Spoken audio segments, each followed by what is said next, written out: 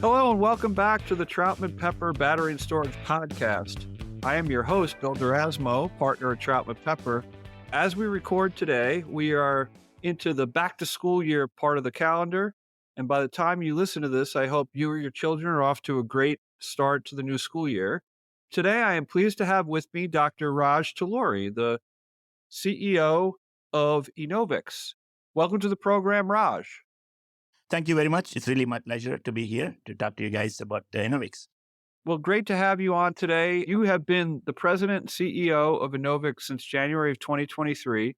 Before that, you held several senior management positions at a number of other corporations such as Micron, Qualcomm, and Texas Instruments.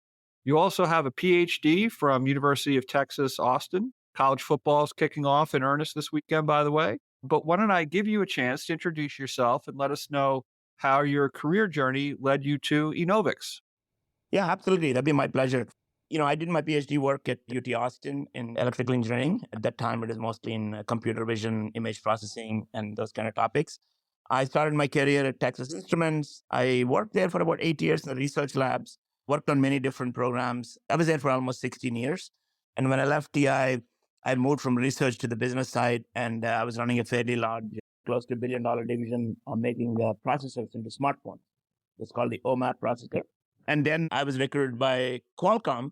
And at Qualcomm, I started working on application processors again in the smartphone space. I managed the application processor technology called Snapdragon, which is in quite a few Android smartphones. I think your listeners might be quite familiar with that. And then I also ran the IoT division there. And from there, I was about 9 years at Qualcomm. And then I was at 5 years at Micron. I was running the mobile division, which sold the NAND and DRAM into mobile phones. Now, that's about 30 years of building chips for various consumer electronic applications. And what I realized over that time period was that we've built some tremendous processors, tremendous memories and displays and NAND devices that really changed the experience of the smartphones, which we all love dearly, and other consumer electronic devices. But what I was finding out towards the later part of my journey was that the bigger limitation now for us to have the next generation experience of the smartphones was really the battery. Because the processors run really fast and they do great things. Memories are very fast and so on. Displays are really good. The cameras are fantastic. But to really get the full performance out of those devices, the battery has become the limiting factor. So I felt like this stage of my career, I should work on improving the battery technology so that all these chips that we built so far and continue to build will deliver the user experience that we all want. And with generative AI and machine learning applications coming to the phones now, the need for the battery life and the need for high performance batteries is just only growing more and more. So that's how I ended up at Enovix. And I will say a little bit more about Enovix, but it's a truly differentiated company in terms of making 100% active silicon batteries. Only company that I know of that's making 100% active silicon batteries. And they have an advantage that they can deliver much higher energy density in the same form factor. Well, thank you for walking through all that. And I wanted to start by mentioning that we've had a wide variety of companies discussed in this program. We've had folks from other organizations as well. Enovix is a bit more mature than a number of some of the recent companies we've had on. Enovix is a listed company on NASDAQ, stock ticker symbol ENVX. Maybe we could just start with a quick discussion and understanding some of the story may have preceded your time as CEO of the company, but maybe we could just touch on the process of moving from a VC-backed company all the way to a publicly traded company on NASDAQ. And that must have been an exciting and maybe some days scary journey. But if you could just touch on what that's like as a CEO for you of sort of a newly listed company, relatively speaking, what that's like, and just share with our audience, because I think a lot of people are interested in that investor corporate side of things. Yeah, absolutely. So I'll say a little bit about the company first. I mean, the company has been there for almost over 16 years now, I think. Started by a few people from IBM. They had this vision that if you replace the graphite in a lithium-ion battery, which is the anode material predominantly right now, ever since the lithium-ion batteries have been invented, with silicon, you can actually get much higher energy density because silicon has the ability to store much higher amount of lithium than graphite. So that is actually one of the key reasons why the energy density of batteries hasn't gone up a lot, because traditionally all the batteries have been still with graphite. Now, it's not that easy to replace graphite with silicon because silicon, when you put it in a battery, it takes a lot of lithium from the cathode and it deposits in the anode, but it tends to swell up and become really big like a balloon. So you have to stop that silicon from selling and constrain it. So the company came up with some very clever ways to make silicon not swell through different ways of constructing the battery. And that innovation is what, really has the promise of delivering much higher energy density. And that was when the company went public, when they figured out how to actually do that. And that was about 21 or so. And I was hired as a CEO last January to scale the company to the next level. Now that we got the technology in a reasonable place, my job is to build factories and build batteries at scale that really get into the customer markets, of which I have a lot of experience in scaling and running large businesses. Now, it's a publicly traded company. Now, it went IPO before my time, so I wasn't quite there for that. But, we're an early stage company. We don't have a lot of revenue, but our market cap is sizable. So that means there's a lot of expectations from the street on the promise of the company and what we can deliver. And so my challenge is to manage the street expectations and continue to deliver the technology and get it to scale to the next level where the valuation we get is justified and continues to grow. Yeah, and the market cap in the materials I saw is over $1 billion. So I think there are high expectations, but well founded it seems. And maybe we could talk about that. That you walk through the advantage of the silicone and explain to me, for the uninitiated, what you mean by active silicone and the only one that has 100% active silicone, because I think a lot of people may not know that off the cuff, so to speak. Understand. So maybe I'll step back a little bit and talk about how lithium-ion batteries kind of work in a very simple way. I mean, there's a cathode and an anode and a separator and an electrolyte in a lithium-ion battery. And when you charge the battery, the lithium from the cathode goes and deposits itself on the anode.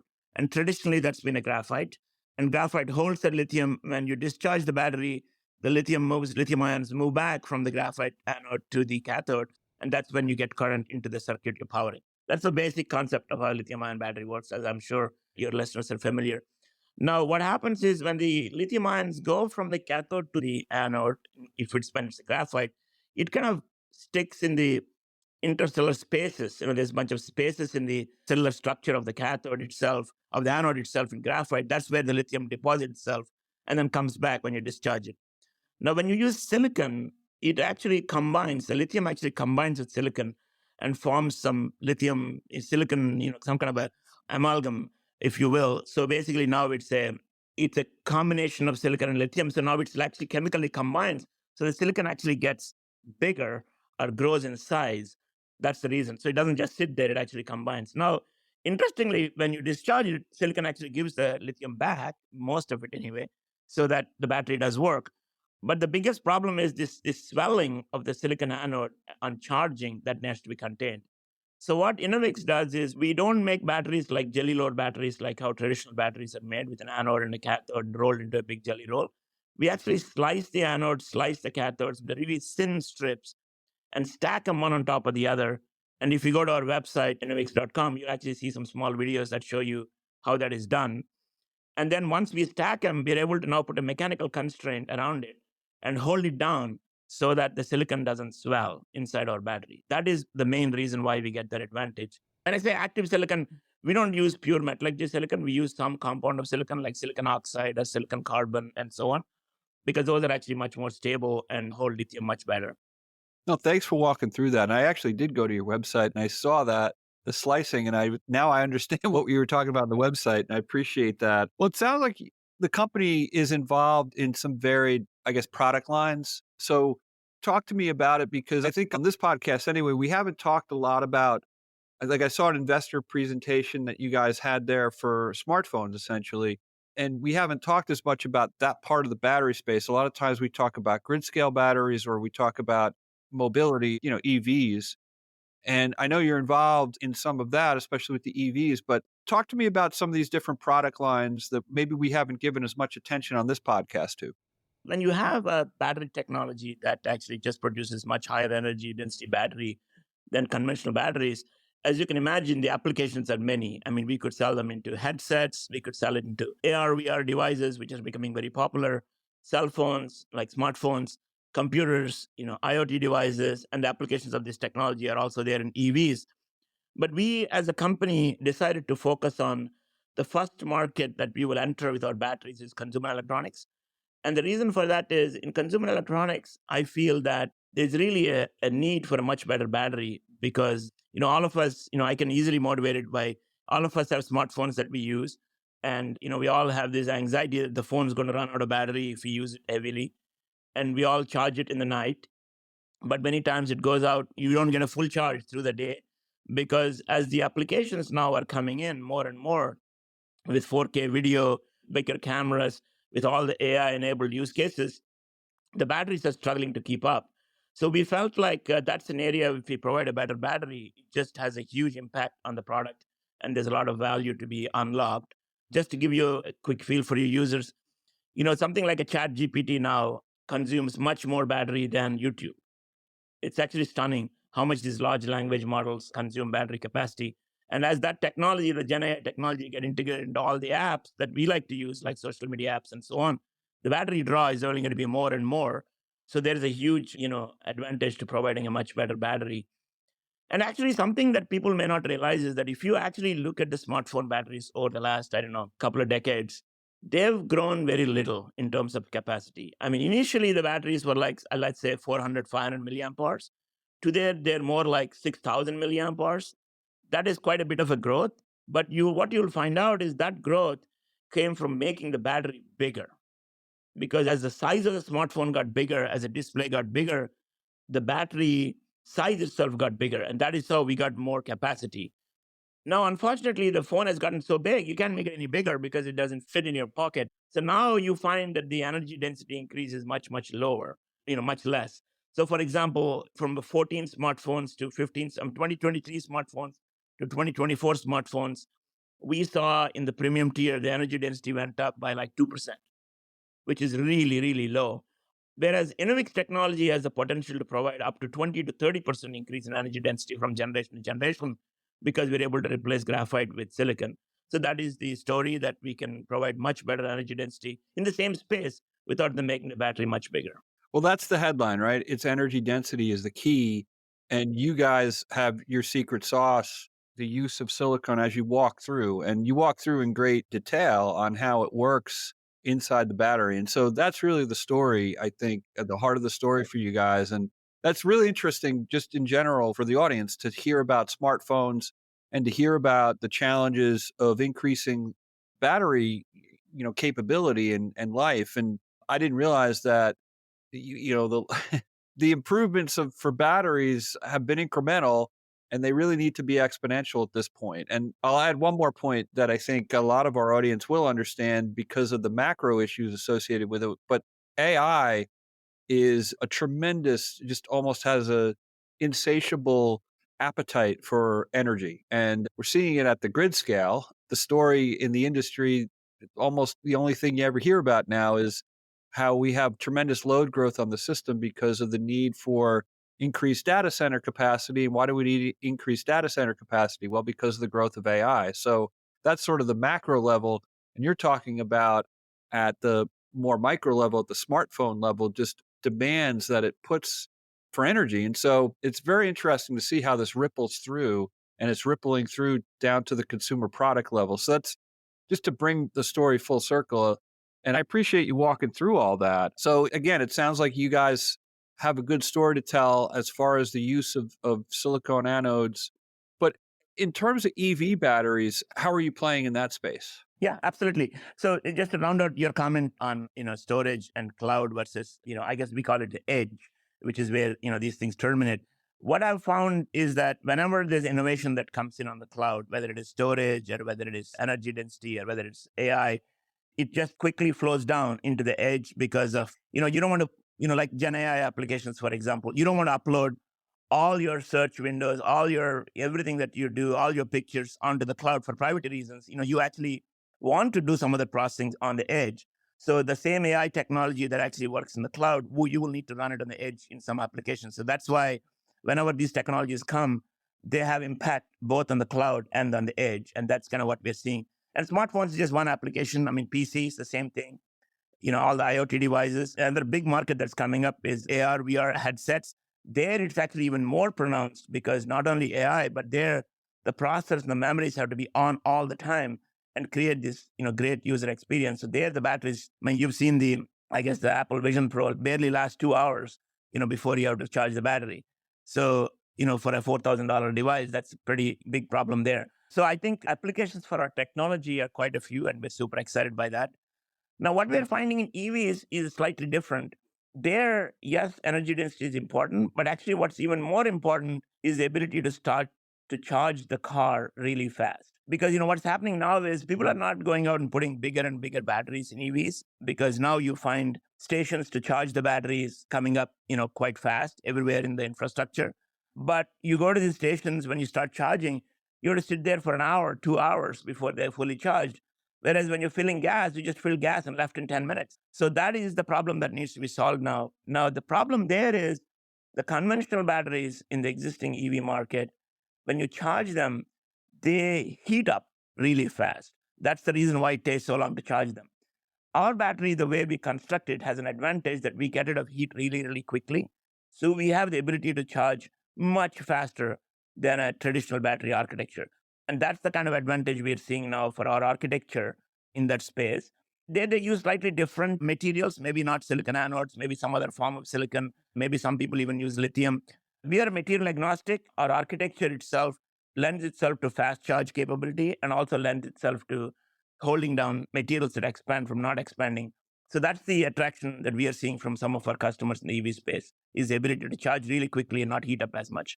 Makes sense. That to me is one of the number one issues really in terms of the EV batteries is fast charging, right? I mean, that's, the range anxiety. And then it's like, well, okay, but if I have to charge, how long is it going to take me to do it?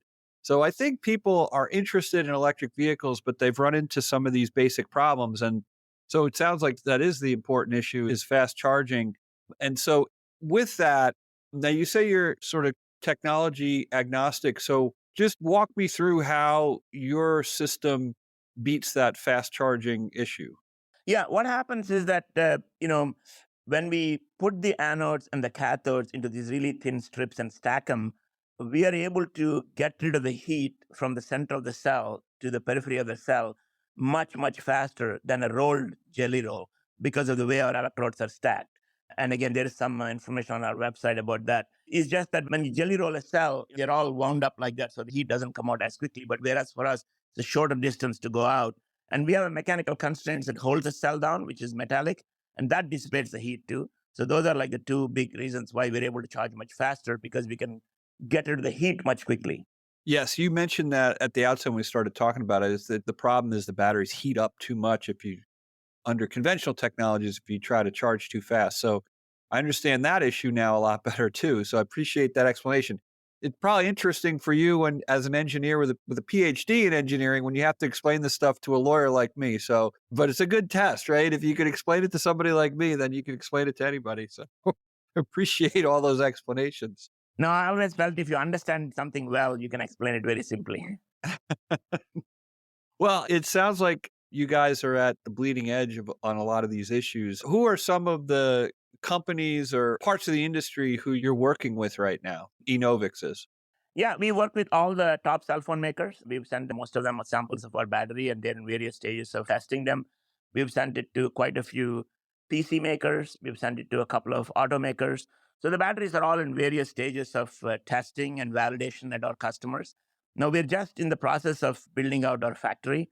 We're actually building it in Malaysia, in Penang. And I just came back from it. We had a grand opening last month, actually earlier this month, and we are in the middle of producing cells from there. We had a small factory here in Fremont, California, more like a pilot line to show, to kind of prove out the technology. But our high volume manufacturing is in Penang. And we hope to get samples from there to our customers in third quarter, fourth quarter. And then we expect after testing and validation, go to production sometime next year. So it's just at the cusp of getting to scale. Excellent. Yeah. So working with a lot of different OEMs, as they say, original equipment manufacturers. And usually when you think of OEMs, I think of auto companies, but I guess in this case, it's the cell phone companies as well, or smartphone companies. But that all makes sense. And right, I saw your headquarters in Fremont, California, and you got the factory in Malaysia. And I thought you also had a presence in India, maybe? Yeah, we had just recently started a development site, an R&D site in India, just early stage in Hyderabad. We can hire a lot of very good electrochemists in India because they have some very strong schools in science and technology. So we are there, we are working on electrochemistry, and we're also working on some ways to improve the cycle time of how quickly we make a battery. Because we have a lot of data on how these materials interact to produce the right energy density. And we are finding now that we can build models and even machine learning models to predict what kind of materials we should use next to get even higher energy density and better cycle life and so on. So that's the work we're doing in India, is more of like a R&D facility. And so super excited by that. I was just there last month. We built some really strong teams there. And we also have a facility in Korea, in Nonsan, where we acquired a company that makes traditional graphite batteries. But these batteries actually, they also have coating capability, which is what is something that's needed. Because when we get these silicon anodes and silicon cathodes, we get them as powder form, and we have to coat them on top of electrodes. And that's the facility that coats them for us. Then we ship them to Malaysia, and that's where we make the batteries. Interesting. So, what about battery separators? Do you guys have proprietary technology for the separator, or do you work with third parties on the separator? We work with third parties. We actually buy the separators, we buy the cathode powders, we buy the anode powders, we buy the electrolytes. So we actually buy all the materials that go into the battery. We're a battery manufacturer. But our know-how is how to take all those different materials and put them together in this architecture to get the best energy density. Okay, interesting. Interesting. Now, do you have your eye on the United States Inflation Reduction Act, domestic content type incentives? Have you given some thought as part of your business strategy? We have, but the way we manufacture the batteries, we don't make materials, we make batteries. So in that sense, there's a lot more people involved and infrastructure. So for us, it made more sense to have a factory outside in Asia, because all the materials that go into the battery come from Asia, and we actually ship the batteries to our Asian OEMs. So it's made more sense to actually have it there. But we do have a lot of R&D in the US. In Fremont, we have many PhDs working on this. So not manufacturing, but we have a lot of R&D. Sure. Excellent. Excellent. Well, really appreciate you spending some time with us today. I know you must be very busy and, as you scale up this company, as you mentioned. So really appreciate you taking the time. Thanks for being on our program. And I'll give you a chance if you want to add anything before we wrap up. No, thank you so much. It's really my pleasure to be here. And I've been super excited by the technology we're building. And hopefully it'll have a huge impact on smartphones, computers, IoT devices, and in time, cars. So really fun journey we are on. And I really appreciate having the opportunity to talk to your audience about that. Well, thanks again. And certainly it's timely because we're going to need this energy density as we try to deal with the challenges that AI are going to present in terms of energy demand. So we really appreciate it, and we'll leave it there. Until next time, thanks very much. Thank you. Bye-bye. Copyright Troutman Pepper Hamilton Sanders, LLP. These recorded materials are designed for educational purposes only. This podcast is not legal advice and does not create an attorney-client relationship. The views and opinions expressed in this podcast are solely those of the individual participants. Troutman Pepper does not make any representations or warranties, express or implied, regarding the contents of this podcast. Information on previous case results does not guarantee a similar future result. Users of this podcast may save and use the podcast only for personal or other non-commercial educational purposes. No other use, including, without limitation, reproduction, retransmission, or editing of this podcast may be made without the prior written permission of Troutman Pepper. If you have any questions, please contact us at troutman.com.